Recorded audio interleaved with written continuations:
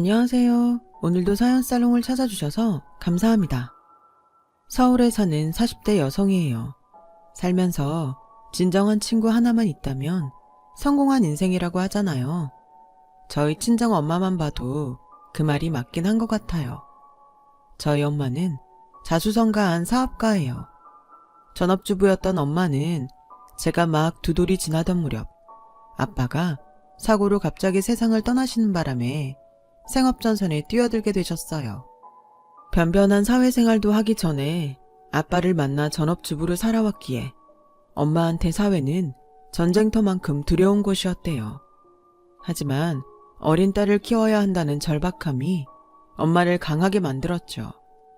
남자들한테도 힘든 공사판 막노동부터 마을버스 운전, 건물 청소까지 지문이 다를 정도로 닥치는 대로 일을 했어요.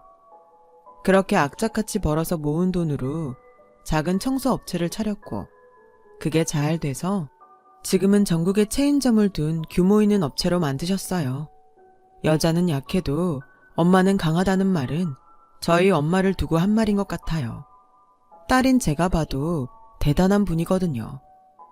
그런 저희 엄마한테는 평생을 갚아도 못 갚을 빚을 진 사람이 하나 있어요. 다름 아닌 제 시어머니죠. 제가 사연을 보내게 된 것도 바로 시어머니 얘기를 하기 위해서예요. 그러니까 저희 엄마가 제 시어머니를 처음 만난 건 국민학교 4학년 때래요. 당시 저희 외할아버지는 모 제지회사 사장님 댁에서 운전기사로 일하고 계셨는데 형편이 어려워 살 곳이 없자 사장님이 지하실에 방을 내주셔서 온 가족이 그 집에서 살게 되었대요. 사장님 댁에는 저희 엄마랑 동갑인 딸이 있었는데 그 사람이 바로 저희 시어머니예요. 두 분은 같은 국민학교를 다니면서 친해졌다고 하더라고요. 저희 시어머니는 부잣집 딸답지 않게 사는 형편으로 사람을 차별하지 않고 운전기사인 외할아버지께도 깍듯하게 대할 정도로 착했대요. 그래서 저희 엄마랑도 친해졌고요. 엄마랑 시어머니는 둘 다 형제가 없던 터라 서로 친자매처럼 의지하며 지내게 되었어요. 시어머니는 얼굴도 예쁘고 공부도 잘해서 일찌감치 명문여고에 합격한 상태였고 저희 엄마는 가정 형편상 상고에 진학하기로 결정된 상태였죠. 하지만 고등학교 입학을 한 달쯤 앞둔 시점에 시어머님네는 회사에 부도가 나는 바람에 야반도주를 하게 됐어요. 떠난다는 인사도 못하고 하루아침에 절친과 생이별을 하게 된 엄마는 그때 많이 야속했었다고 하더라고요. 그렇게 연락이 끊긴 채 10대를 보내고 아빠와 결혼해 저를 임신한 엄마는 산부인과를 찾았다가 거기서 우연히 시어머니와 다시 만나게 된 거예요. 도대체 그동안 어떻게 산 거야? 어쩜 말 한마디 없이 사라지니? 아버님, 어머님은 건강하시고? 엄마의 물음에 시어머니는 쓴웃음을 지으며 부모님 내외는 회사가 부도난 이듬해 연달아 돌아가셨고 자신은 친척집을 전전하며 살다가 현재의 남편을 만나 일찍 결혼했다고 했어요. 2년 전 첫 애를 낳았고 둘째를 임신해 병원을 찾은 거라고요. 부잣집 딸로 귀하게 자랐던 친구가 하루아침에 천의 고아가 돼서 남의 집 천덕꾸러기로 자랐다는 말에 엄마는 가슴이 무너지는 것 같더래요. 더군다나 그런 사정도 모르고 친구를 원망했으니 왜 안 그렇겠어요. 시어머니도 울컥한 건 마찬가지였죠. 친척집을 전전하며 욕설과 매질에 힘들 때마다 어머님은 그렇게 저희 엄마가 생각나곤 했대요. 너랑 같이 살 때가 내 인생에서 가장 행복했던 시절이었던 것 같아. 한순간도 너를 잊은 적이 없어. 넌 내 친구이자 자매였으니까. 그런 너한테 인사도 못하고 떠나서 얼마나 미안했는지 몰라. 지지배, 미안하기 뭐가 미안해. 오히려 내가 더 미안하지. 난 네가 이렇게 힘들게 살았는지도 모르고 원망만 했으니 말이야. 앞으로는 내가 네 친정이 돼줄게. 서럽고 힘들면 날 찾아와. 내가 친정 엄마 대신 맛있는 것도 해주고 네 푸념도 다 들어줄 테니까. 빈말 아니야. 알았지? 애 엄마가 돼서 다시 조우한 두 분은 같은 애 나란히 딸을 낳았고 이후로도 세상 둘도 없는 자매처럼 돈독한 사이를 유지하셨어요. 당시 시어머님 댁은 형편이 안 좋아서 상대적으로 형편이 좋았던 우리 집에서 쌀이며 반찬을 보내주었어요. 특히 엄마는 제 옷을 살 때마다 시누이 옷도 사서 보내주곤 하셨죠. 3살 터울의 아이를 둘이나 키워야 했던 시어머니는 틈틈이 부업을 하기도 했지만 그 벌이로는 애들 간식값을 대는 정도에 불과했어요. 그러다 얼마 뒤 시아버님이 사우디에 산업 여군으로 떠나게 되면서 살림에 여유가 생기게 되었죠. 하지만 이제 한시름 놓았다 할 즈음 저희 아빠가 갑자기 세상을 떠나면서 엄마가 밥벌이에 나서게 됐어요. 이제 2돌밖에 안 된 저를 맡길 데가 없어서 걱정하는 엄마한테 시어머님은 당신이 저를 맡아주겠다고 하셨대요. 이미 애가 2이나 있는 친구한테 저까지 맡기는 게 미안했지만 당장 먹고 살 길이 막막했던 터라 눈 꼭 감고 신세를 지게 됐다고 하더군요. 시어머님은 그렇게 내리 3년을 저를 키워주셨어요. 너무 어린 때라 기억은 하나도 나지 않지만 그때 찍은 사진을 보니 남편과 시누이랑 참 많은 것들을 하고 지냈더라고요. 어머님이 혼자 고생이 많으셨죠. 친구 딸까지 고만고만한 애를 셋이나 키워야 했으니까요.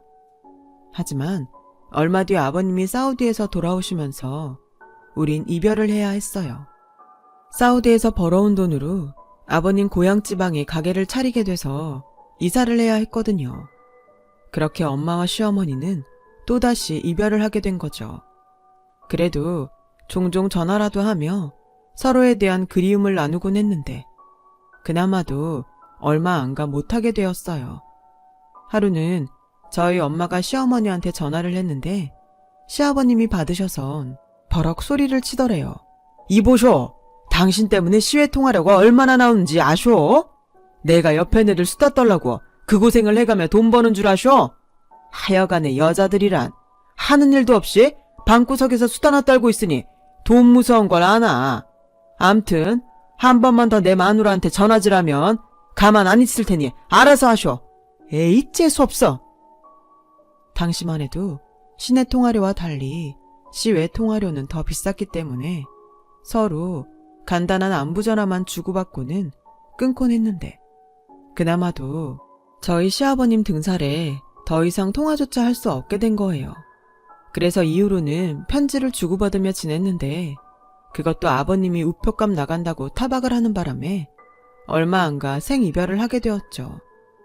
그래서 몇 번인가 엄마와 함께 기차를 타고 어머님이 있는 곳으로 내려가 뵙고 오곤 했는데 저희 엄마도 일이 바쁘다 보니 만남이 뜸해졌고 그러다 연락이 끊어져 서로 잊고 살게 됐어요. 한편 엄마와 단 둘이 살게 된 저는 늘 혼자 지내야 했어요. 엄마가 일 끝나고 돌아오실 때까지 혼자 단칸방에서 시간을 보내야 했죠. 엄마의 부탁으로 주인집 아줌마가 밥 때마다 불러서 밥을 챙겨주셨지만 남의 집 식구들 사이에 끼어서 밥을 먹는 게 눈치 보여서 초등학교에 들어가고부터는 혼자 방에서 빵이나 과자로 식사를 때우곤 했어요. 그러다 학년이 높아지면서 볶음밥이나 라면 같은 건 직접 해먹게 되었고요. 가난 탓이었을까요? 저는 친구들보다 일찍 철이 들었어요. 중학교에 들어갈 나이부터 바쁜 엄마를 대신해서 집안 살림을 도맡아 할 정도였죠. 청소와 빨래는 물론 어지간한 반찬도 다 할 수 있을 정도였어요. 하루 종일 밖에서 일하느라 밤이면 녹초가 돼서 돌아온 엄마한테 집안일까지 맡길 수는 없었으니까요. 엄마는 그런 제게 늘 고맙다고 하셨지만 그게 어디 고마울 일인가요? 당연히 제가 해야 할 일인걸요. 엄마는 저 때문에 다른 집 엄마들보다 훨씬 많은 일을 하고 살았으니까요. 남들 다 하는 화정도 못하고 밤마다 끙끙 앓으며 주무시는 엄마를 볼 때마다 마음이 참 아팠어요. 아빠가 없는 건 참을 수 있었지만 엄마가 힘든 건 참기 힘들었거든요. 그래서 빨리 성인이 되기를 바랬는지도 모르겠어요. 하루빨리 취직해서 저 때문에 고생하시는 엄마를 대신해 돈을 벌고 싶었거든요. 그런데 그런 제 소원이 이루어지기도 전에 기적 같은 일이 일어난 거예요. 엄마가 하던 청소업체가 조금씩 입소문이 나기 시작하더니 체인점까지 생길 정도로 성장했거든요. 덕분에 엄마가 더는 직접 청소를 하지 않아도 될 정도가 되었죠. 자리가 사람을 만든다고 화장기 없이 먼지투성이로 지내던 엄마는 샵에서 마사지도 받고 브랜드 옷도 입으면서 사장님 포스가 잘잘 흐르는 모습으로 멋지게 변신을 했어요.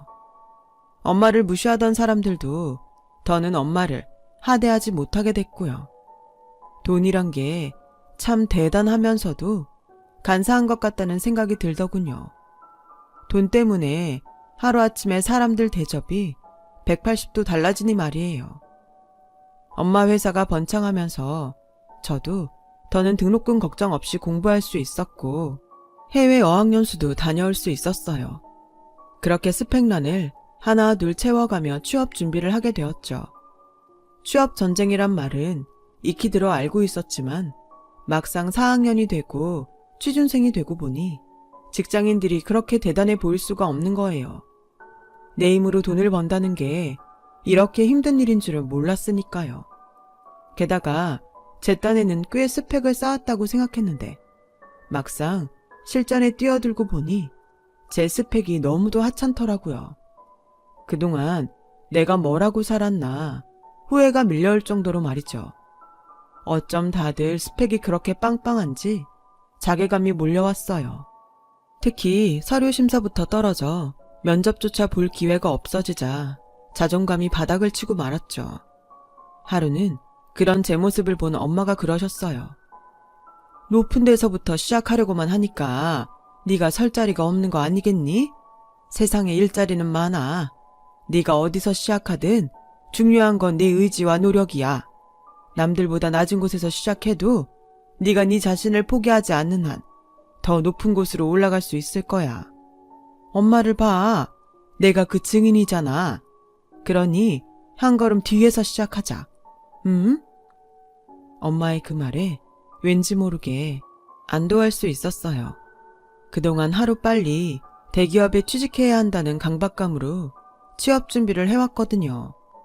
대기업에 취직을 못하면 마치 인생의 실패자가 되는 양 자신을 닥달하고 남들과 비교하며 괴로워했으니까요.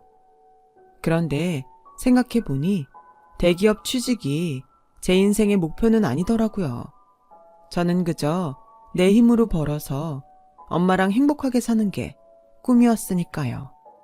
마음을 비우니 불면증도 사라지고 식욕도 다시 살아났어요. 그리고 재정 상태도 탄탄하고 평판도 좋은 중소기업에 취직하게 되었죠. 누구나 다 그렇듯 신입사원 시절은 정말 엉망진창이었어요. 마치 내가 머리와 몸이 따로 움직이는 불량 로봇이 된 것처럼 매일같이 실수와 전쟁을 벌여야 했거든요. 그때 만약 입사 동기들이 없었다면 버티지 못했을지도 몰라요. 그중 제가 가장 의지했던 건 저보다 3살 위에 남자 동기였어요. 회사에서 처음 본 그 순간부터 왠지 낯설지 않은 얼굴과 그 느낌에 편하게 다가갈 수 있었어요.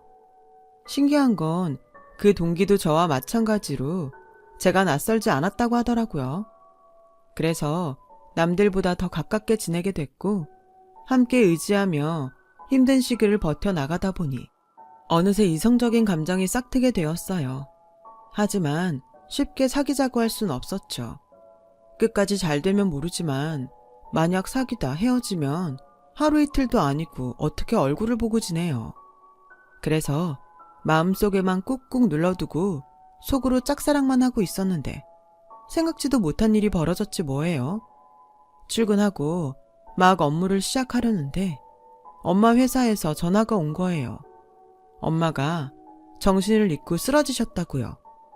순간 하늘이 노래지는 것 같았어요. 엄마마저 세상을 떠나시면 하늘 아래 저만 덩그러니 남게 되는 거니까요. 과장님께 사정을 얘기하고 회사를 나서려는데 다리에 힘이 풀려서 걷지도 못하겠더라고요. 그런 저를 본 동기가 나서서 함께 병원까지 가주었어요. 병원에 도착하자 걱정했던 것과 달리 엄마는 멀쩡한 모습으로 계시더라고요. 그 모습을 보니 그제야 안심이 돼서 정신을 차릴 수 있겠더라고요. 그런데 걱정했던 마음과 달리 저도 모르게 엄마한테 소리를 쳤지 뭐예요. 내가 얼마나 놀랐는지 알아? 그러게 좀 쉬면서 하라고 했잖아. 엄마 몸이 10개야? 100개야? 왜 쉬지도 않고 일을 해?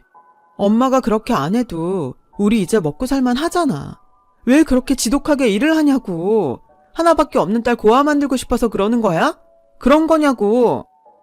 악다구니를 쓰며 지독한 말을 퍼붓곤 감정이 복받쳐서 주저앉아 울었어요. 창피한 것도 모르고 한참을 우는데 동기가 손수건을 내밀며 그러더군요. 이제 보니 완전 수도꼭지네. 어떻게 틀면 울음이 나오냐? 오는 내내 택시 안에서도 몸이 떨릴 정도로 울더니 아직도 흘릴 눈물이 남았어? 눈물 닦고 세수하고 와. 내가 어머님이랑 같이 있을 테니까. 침착하고 따뜻한 그 목소리에 순간 나도 모르게 이 남자랑 결혼하는 여잔 얼마나 행복할까 하는 생각을 했어요. 힘든 순간에도 이 남자가 옆에 있으면 안심이 될 것 같았거든요. 그런데 그런 생각을 한 건 저뿐만이 아니었나 봐요. 제가 화장실에 간 사이 엄마가 동기한테 호구조사하듯 이것저것 다 물어본 거 있죠. 나중에 동기가 그러는데 순간 사위감 면접 보는 기분이었다고 하더라고요. 부모님은 살아 계시냐, 형제는 어떻게 되냐, 이상형은 어떻게 되냐 등등 꼼꼼히도 물었더라고요. 그래서 이때다 싶어서 말했죠. 사위감 면접에 합격하면 사위 할래? 아니, 그 전에 우리 연애부터 하자. 그게 순서 아닌가? 그 사람을 알려면 부모를 먼저 보라더니 너희 어머님을 뵈니 네가 어떤 앤지 알겠더라. 우리 정식으로 사귀자. 뜻밖의 대시에 좀 놀라기도 했지만 내심 바랬던 일이기에 냉큼 오케이를 날렸어요. 그렇게 입사 7개월 만에 사내 연애를 하게 된 우리는 3년간의 비밀 연애를 끝으로 결혼을 하기로 했어요. 물론 부모님의 허락도 받아야 했지만 말이죠. 이미 동기를 본 적 있는 엄마는 흔쾌히 찬성해 주셨어요. 문제는 동기의 부모님이었죠. 동기 말로는 어머님은 인자하시고 좋은 분이시라고 하는데 아버님이 좀 자기중심적이고 이해타산이 심하다고 하더라고요. 한마디로 사람을 있는 대로 보기보다는 자신에게 쓸모가 있는지를 가려서 만나는 분이신 거죠. 명절 때 고향에 내려가 결혼을 생각한 여자가 있다고 말씀드렸더니 당신이 직접 만나보고 결정하겠다고 하셨대요. 그래서 조만간 아버님께 연락이 오지 않을까 기다리고 있었는데 아무리 기다려도 연락이 없더라고요. 그래서 잊고 있었는데 글쎄 엉뚱한 곳에서 연락이 왔지 뭐예요. 뭐? 민수 씨 아버님이 회사로 찾아오셨다고? 거긴 어떻게 알고? 저한테는 연락도 없이 저희 엄마 회사로 찾아가셨더라고요. 그때까지는 양가 어른들끼리 먼저 인사를 나누려고 그러신 건가 했어요. 그런데 그날 밤 엄마한테 얘기를 들어보니 그게 아니더라고요. 얘, 민수 아버지란 사람 좀 웃기더라. 와서는 회사 자본금이 얼만지, 전국에 체인은 몇 갠지, 우리 사는 집 평수는 어떻게 되는지 시시콜콜 다 묻는 거야. 누가 보면 국세청 직원인 줄 알겠어. 너 정말 이 결혼 해야겠니? 왠지 난 감이 안 좋다. 민수는 마음에 드는데 아버지 자리가 무례하고 너무 속물적인 것 같아. 엄마는 사업을 하는 분이라 단번에 시아버지 됨됨이를 꿰뚫어 보셨어요. 직접 만나 뵙기도 전에 아버님에 대해 안 좋은 얘기를 들으니 내심 걱정이 되더라고요. 하지만 그렇다고 그런 이유로 헤어지고 싶지도 않았어요. 그래서 직접 찾아뵙고 나서 그때 결정을 하자 생각했죠. 그래서 쉬는 날 얘랑과 함께 지방에 있는 예비시댁으로 내려갔어요. 제가 인사를 드리러 온다는 소식에 어머님은 전날부터 음식 준비를 하셨더라고요. 처음 뵙는 분인데도 얘랑을 처음 만났을 때와 마찬가지로 낯설지도 않고 왠지 편했어요. 그건 얘랑의 여동생도 마찬가지였죠. 그래서 와보길 잘했다 생각했는데 아버님을 보자 그 마음이 흔들렸어요. 첫 인상부터 왠지 비호감인데다 사람을 불쾌할 정도로 훑어보는 눈빛이 굉장히 거북했거든요. 아니나 다를까 저에 대한 건 묻지도 않고 시종일관 저희 집 재산에 대한 얘기만 물으시더라고요. 거기까지는 참고 넘어간다 쳐요. 며느리가 될지 모르는 사람 앞에서 어머님을 하대하는 것도 모자라 자꾸 무식한 옆편내가 어쩌고 하면서 면박을 주는 거예요. 옆에서 지켜보는데 어찌나 불편하던지. 하마터면 그만 좀 하시라고 한마디 할 뻔했지 뭐예요. 아버님이 그런 소리를 할 때마다 얘랑 표정이 어두워지더라고요. 그러다 급기야 한마디 하고 말았죠. 아버지, 제발 그만 좀 하세요. 언제까지 어머니한테 그런 식으로 하실 거예요? 어떻게 며느리감 앞에서까지 이러실 수가 있냐고요. 그러자 아버님이 버럭 소리치셨어요. 이게 어디서 애비한테 대들어? 네 애미가 무식하니까 너도 네 애미 닮아 무식하게 애비한테 대드냐? 내가 가장이 돼서 내 마누라한테 할 말도 못하고 살아야겠냐? 탓하려거든 무식한 네 애미를 탓할 일이지? 어디서 애비한테 대들어? 이게 다 당신이 애들 교육을 잘못 시켜서 그런 거야. 저런 걸 옆편내려고 데리고 사는 내가 불쌍하지. 결국 아버님은 얼굴이 벌개지도록 소리를 치시곤 나가버리셨어요. 어머님은 창피함에 고개도 못 들고 주방으로 들어가셨고요. 괜히 내가 찾아와서 분란을 일으킨 건 아닌가 싶어 괜히 죄송하더라고요. 결국 다 차려놓은 밥상도 뒤로 한 채 저희는 서울로 올라오고 말았어요. 얘랑 집에 다녀온 이후로 한동안 마음을 잡을 수 없었어요. 얘랑과 어머님, 시누이만 보면 하는 게 맞는 결혼인데 아버님을 생각하면 안 하는 게 상책일 것 같았거든요. 그래서 엄마한테 그 얘기를 했더니 엄마가 어머님과 단 둘이 식사 자리를 갖고 싶다고 하더라고요. 직접 만나보고 결정을 하고 싶다면서요. 그래서 얘랑한테 말해 나를 잡았어요. 그런데 놀라운 일이 벌어진 거예요. 시어머님을 만나고 온다던 엄마가 집으로 어머님을 모시고 온 거 있죠. 어머님은 눈물이 그렁한 채 집으로 들어오셔서는 대뜸 저를 안고는 펑펑 우시더라고요. 전 무슨 일인가 했죠. 경화야, 기억 안 나니? 나 이문동 아줌마야. 엄마 친구. 너 어릴 때 우리 민수랑 민영이랑 형제처럼 자랐잖아. 아줌마가 이사가고 몇 번인가 찾아온 적도 있고. 아줌마 기억 안 나니? 솔직히 기억은 안 났어요. 하지만 엄마가 귀가 닳도록 아줌마 얘기를 했던 터라 잘 알고 있었죠. 서로 연락이 끊어져서 그리워하던 두 분은 인생의 장난처럼 헤어졌다가 만나기를 반복했고 결국 사돈으로 다시 만나게 된 거죠.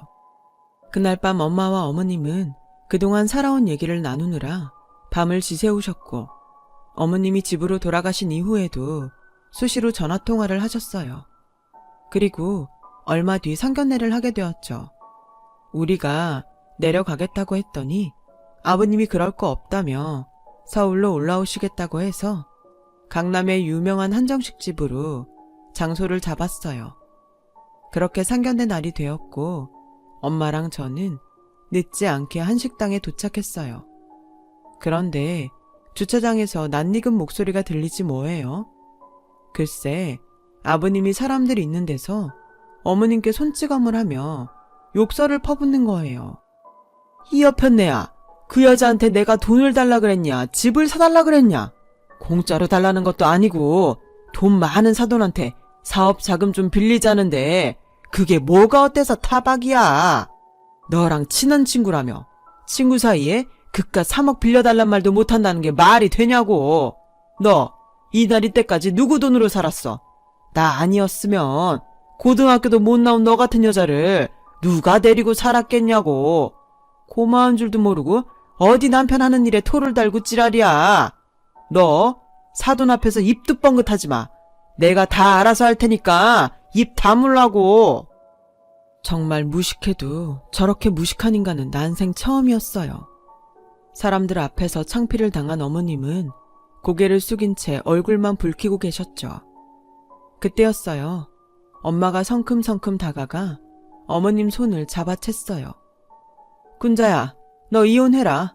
앞으로 내가 너 먹여 살릴 거니까 이 땅 거지 같은 놈하고 살지도 마. 내가 전 재산을 털어서라도 최고 좋은 변호사 사줄 테니까 이 새끼랑 당장 이혼하고 나랑 살자. 내가 그랬잖아. 내가 네 친정이고 네 자매라고. 그러니까 나만 믿어. 나 이제 너 먹여 살릴 힘 있어. 그러니까 이런 인간 같지 않은 거한테 이딴 대접 받지 말고 나랑 살자. 응? 그리고 당신 똑똑히 들어. 당신이 저지른 짓 이혼 사육감이야. 지금 이 자리에 있는 사람들이 네가 내 친구한테 폭력 휘두르는 거 다 봤어. 주차장 CCTV에도 다 찍혔고. 그러니까 나중에 발뺌할 생각하지 마. 네가 오늘만 이런 짓을 했겠니? 그동안 살면서 내 친구한테 손찌검 한두 번 했겠냐고. 근데 이젠 안 돼. 왜? 내가 가만히 안 있을 거니까. 너 같은 건 말로는 교화가 안 돼. 깜빵 들어가서 너랑 똑같은 놈들한테 쥐 터져가며 콩밥을 먹어봐야 그제야 아, 내가 인생 잘못 살았구나 하겠지. 내가 반드시 그렇게 해줄 거야. 너 아주 인생 개박살 내줄 거라고. 하쭈, 돈 좀 있다고 대접해줬더니 어디서 감히 까불어. 내 옆엔 내가 교육 좀 시키겠다는데 네가 뭔데 끼어들어. 그지같이 살다가 돈 좀 버니까 눈에 뵈는 게 없냐? 내가 사업자금만 아니면 너한테 꿀릴 게 없는 사람이야. 그깟 청소업체 하나 가지고 있는 거 가지고 까부는 모양인데 그래 봤자 청소부야. 어디 되도 않는 게 까불어. 그리고 네가 뭔데 내 마누라한테 이혼을 해라 말아야. 위자료로 한 3억 주면 모를까. 난 이혼 절대 안 해줄 거니까 알아서 해. 그때 마침 식당 주인의 신고를 받은 경찰이 왔고 저희 엄마가 자초지종을 설명하자 경찰이 아버님을 차에 태워 관할 파출소로 데려갔어요. 뒤늦게 도착한 예랑은 어머님과 여동생을 데리고 뒤따라갔고요. 그날 일로 결국 어머님과 아버님은 이혼을 하게 되었어요. 예랑과 여동생의 증언으로 그동안 아버님이 어머님한테 행사했던 물리적, 정신적 폭력이 인정돼서 이혼은 쉽게 결정이 났어요. 물론 타당한 위자료도 받을 수 있었고요. 엄마는 변호사를 사줄 테니 폭행죄로 고소하자고 했지만 그건 어머님이 반대를 하셔서 하지 못했어요. 아무래도 자식들한테는 아버지인데 전과까지 달아주긴 그렇다고요. 한 차례 폭풍이 지나고 그 다음에 저와 신랑은 결혼을 했어요. 그게 벌써 8년 전 일이네요. 그 사이 시누이도 결혼을 했고 저는 남편을 닮은 아들을 낳았어요. 산후조리는 친정에서 두 어머니의 도움을 받아 할 수 있었고요. 남들은 명절에 시댁에 먼저 갈까 친정에 먼저 갈까 고민하잖아요. 저는 그럴 걱정이 없어요. 저희 친정에서 친정엄마와 시어머니가 함께 살고 계시거든요. 가끔은 그런 점이 불편하기도 하지만 그래도 불편한 것보다 편한 게 더 많아서 나름 만족하고 살고 있답니다. 아, 그리고 제 전 시아버지는 이혼 후 혼자 살고 계세요. 위자료를 지불하느라 원룸으로 이사를 했다고 하는데 들리는 말로는 형제, 친척도 모두 등을 돌려서 외로운 독거노인 신세로 전락했다고 하더군요. 워낙 인간관계를 이해타산적으로 하고 살았으니 당연한 결과죠. 시어머니와는 너무도 다른 결말이죠. 그래서 선한 끝은 있어도 악한 끝은 없다고 하는 모양입니다. 지금까지 제 사연을 들어주셔서 감사드려요. 항상 건강 조심하시고 기분 좋은 하루 되세요. 여러분, 사연 댓글에 응원과 현명한 조언 부탁드려요. 좋아요와 구독은 저에게 큰 힘이 됩니다. 오늘도 좋은 일 가득하세요.